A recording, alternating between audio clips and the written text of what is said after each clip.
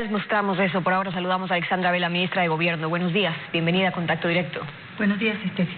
¿Cuál es la respuesta del gobierno a algunos de los pedidos que escuchamos ayer? Si podemos presentarlo ahora. Ministra, lo vemos juntas.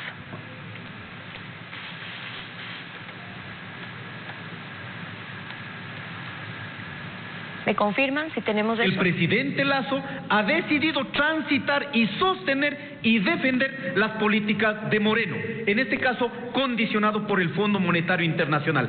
Aquí el pueblo ecuatoriano no soportaría un levantamiento, una paralización, pero tampoco soporta una economía devastada como el que tenemos al día de hoy. Y dijo que al siguiente día de haberse posicionado, usted nos iba a poner el precio del arroz a $35, que se congelen los precios de los combustibles, porque eleva los costos de producción, no solamente por el transporte que llevan los alimentos, sino también porque las máquinas, las bombas y todo lo que nosotros hacemos en el sector agropecuario consume combustible. Estamos cobrando por caja de 80 centavos, $1, cuando el precio oficial es de 6.25. El sector bananero, campesinos, el pedido de movimientos indígenas de algunas organizaciones sociales. ¿Hay una respuesta a lo vivido ayer, ministra? Buenos días. Bueno, ayer hubo un proceso de movilización, de plantones, en algunos casos de interrupción de vías, fundamentalmente ubicadas en las provincias de la costa y en la provincia del Carchi. En las provincias de la costa, específicamente en Guayas, El Oro, Los Ríos, provocadas por agricultores, fundamentalmente relacionados con el tema del banano y el precio del arroz. En el resto del país, las movilizaciones fueron pacíficas, se mantuvieron dentro de los canales de la expresión dentro de un régimen democrático, y como resultado de estas manifestaciones que fueron anunciadas por parte de los diferentes actores como parte de un proceso de solicitud al gobierno de algunos temas que se han visto hace un rato, pero que fundamentalmente están basados en el eje del manejo y de la política relativa a los precios de los combustibles y específicamente al precio del diésel. De manera que el gobierno ha analizado y está todavía revisando algunas de las propuestas que fueron remitidas a través de la CONAIE, y en su momento deberá darle una respuesta. Es decir, que todavía no hay una respuesta sobre eso y sobre algunas de las propuestas que recibieron. Ahora, las movilizaciones del sector indígena y algunas organizaciones sociales, gremios, han exigido puntualmente o la reducción en los precios de los combustibles, otros congelar el precio. Y frente a eso, ¿qué se puede negociar o qué se puede conversar? Por un lado, el presidente les dice, aquí ningún ultimátum ni condicionamiento, no. Se mantiene además, no se mantiene el subsidio porque se termina beneficiando a los que no son, decía el presidente, pero hay que cumplir con la focalización que fue lo que se ofreció. Por ejemplo, la de los subsidios para el transporte público. ¿Qué se ha podido definir sobre el mecanismo ya? Estefi, el tema que usted ha señalado tiene que ver con varias cosas. El primero de ellos es de qué manera enfrentamos el diálogo. En esa línea, el presidente ha señalado específicamente que no se puede llegar a una mesa de negociaciones sobre la base de ultimátum. De alguna manera, la dirigencia indígena y algunos de los movimientos sociales han aceptado que esa no es la forma de llegar a un diálogo. En segundo lugar, tampoco podemos solamente partir de posiciones. Si usted parte de una posición, el otro pondrá una posición al frente y de esa manera no podemos llegar a ningún acuerdo.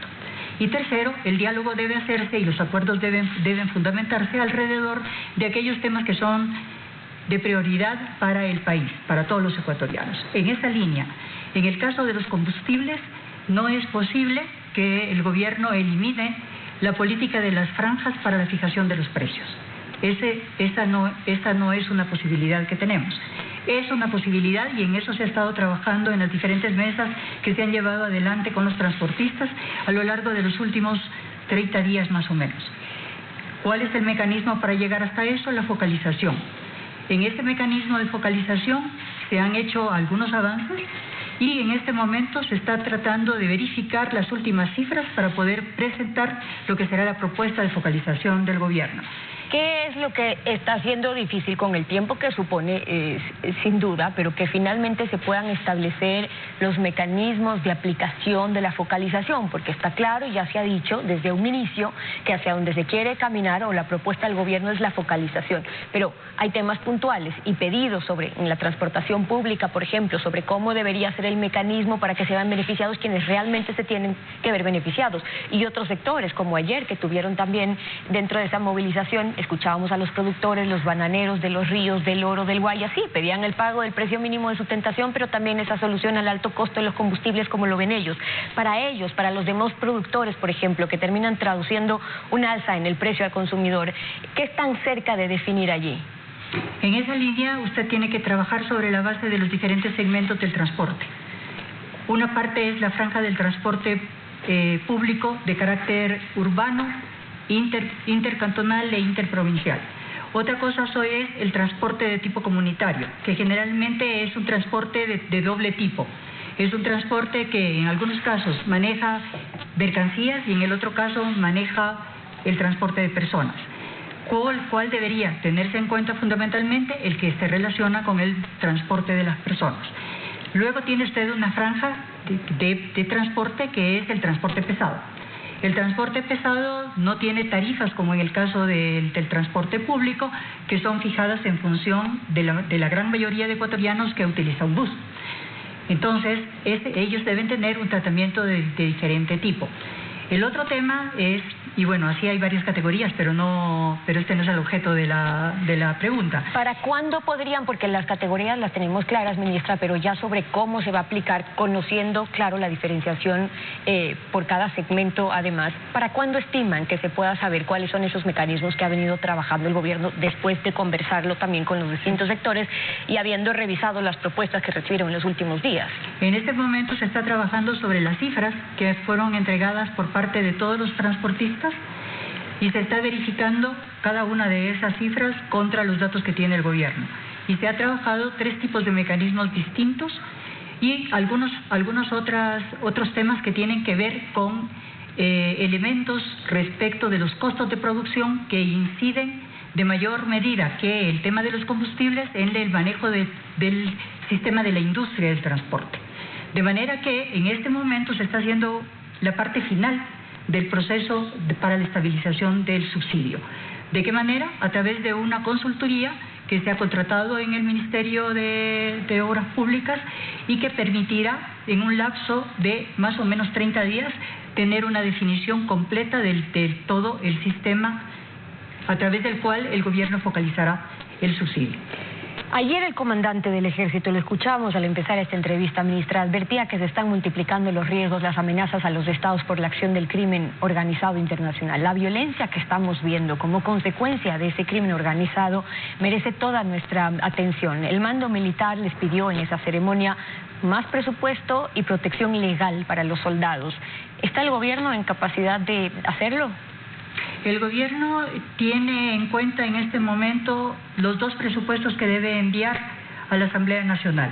El primero, el presupuesto relativo a este año, porque como todos ustedes saben, en un año de elección en el que se hace cambio de mando, se debe enviar a la Asamblea Nacional 2 presupuestos. El presupuesto del año que está corriendo es del año 2021 y el presupuesto que se proyecta para el año 2022. En este momento el gobierno ha tenido en cuenta las solicitudes no solamente de los militares, sino también del resto de los sectores del país, en un presupuesto que es un presupuesto ajustado a la realidad de las dificultades económicas que enfrenta el país. Y dentro de esas limitaciones, el gobierno está atendiendo cada uno de los sectores, incluyendo la solicitud que fue hecha ayer durante la ceremonia de cambio de mando al gobierno nacional. Eso en cuanto a los presupuestos, pero además ese pedido, cuando hablan de protección legal, lo que se busca es que mañana no sean enjuiciados, digo, lo que busca el mando militar con sus declaraciones es que mañana no puedan ser enjuiciados con acusaciones de lesa humanidad como lo ocurrido en el 30F, que fue lo que advirtieron. Pero por otro lado, ¿cómo quedan impunes abusos en el caso de que se den? ¿Cuál es la posición? Es un tema delicado. ¿Cuál es la posición del gobierno frente a este pedido? Ese es un tema que, como usted señala, es complejo. Por el un lado, es indispensable que aquellos que participan en la fuerza pública y que están obligados a defender y garantizar al Estado puedan contar con una base legal suficiente como para poder desarrollar sus actividades. En ese sentido, en la Asamblea Nacional cursa en este momento un proyecto de ley relativo a la aplicación del uso progresivo de la fuerza. Y dentro de esos límites del uso progresivo de la fuerza hay que entender el manejo de la fuerza pública. Del otro lado, es importante, y este gobierno tiene un compromiso fundamental con la garantía de los derechos de los ciudadanos, de los derechos humanos y de las libertades. De manera que este es un balance difícil entre la posibilidad de que la fuerza pública pueda actuar dentro de los límites de la ley para garantizar la estabilidad del Estado y la estabilidad del gobierno, y del otro lado la garantía de que los ciudadanos tienen la capacidad de ejercer los derechos establecidos en la Constitución, entre los cuales están los derechos de la libre manifestación e inclusive el derecho a la Ahora, eso por un lado, y luego está por la violencia que se está viviendo en las calles. Tienen pedidos, y lo consulto, ¿está considerando el gobierno replantear el tema, por ejemplo, del porte de armas, cuando hablamos de empresas de seguridad, de guardias? Esta mañana transmitíamos lo ocurrido ayer con casos de sicariato, violencia, lo que se vivió en el mercado de Caraguay.